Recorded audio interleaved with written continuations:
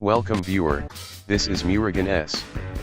This video tutorial describes how to fix Windows 10 Mail app not working. Click Start button. Click Settings. Click App. Click App and Features.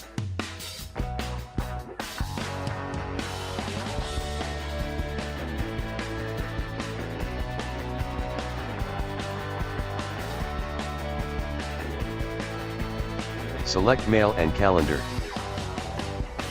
Click Advanced Options. Scroll down the mouse, then click Reset.